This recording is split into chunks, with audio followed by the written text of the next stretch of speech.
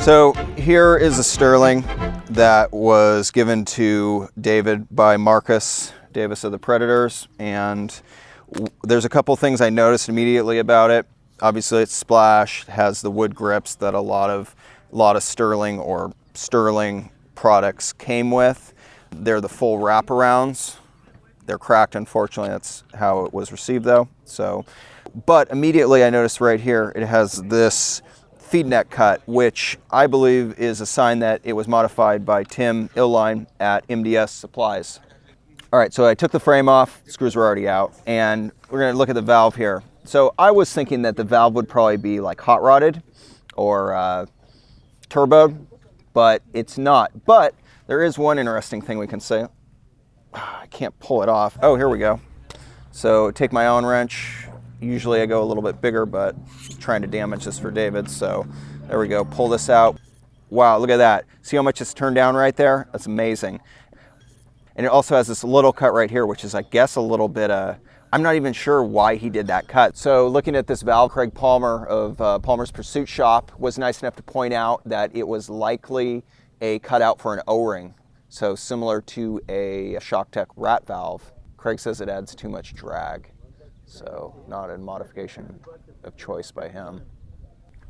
Really cool. So that must have been a modification that Tim Illine did. I'm curious if he did that for the autococker cup seals also, because they were identical. Usually the output hole from the valve is drilled out as well, but in this case it's not. So that's pretty insane to actually see it cut like this. This is what Palmer's does to turbo their valves, and it's been like the standard like turbo modification ever since PMI's turbo valve. Now we're gonna look at the other internals. Flip this over here, pull my pump rod out on my. So one thing about this is we can see it has this pump handle and not the earlier pump handle. So that gives me some indication that either the pump handle was replaced or it's like a 95, 96 gun. Probably is a 95, 96 gun actually, now that I'm thinking about it. So we can pull that out. We can see it has a wire detent here. The hammer catch looks stock. This piece also looks stock, no real reason to modify those. But the piece that we really want to see is the hammer, and this is probably what's going to look fantastic. So there we go, there's our hammer on this, and this is like super turbo. Not only does it have multiple cuts around here to lighten it, but it also has the sear cut through, which is amazing. I have no idea why they would even go to the effort of cutting it down there. I mean, it does obviously need to be cut down there a little bit so it can pivot, but it's just so heavily cut down. It's crazy.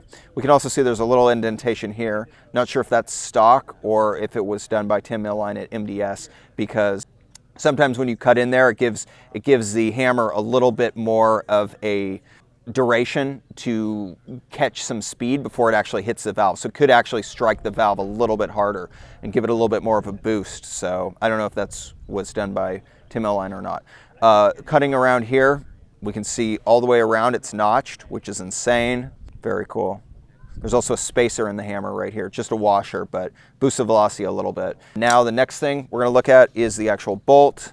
The bolt looks like it was cut out a little bit here, or at least reamed to get rid of an edge around that, allow a little bit better of an input. And it's pretty heavily opened up here. I'm not sure if that was stock. It is anodized inside. So yeah, this is a really cool Sterling. It does have Sterling threads, not spider threads. And like I said, wire detent. Occasionally they will have a serial number here, but this one does not. And again, the feed net cut is really cool.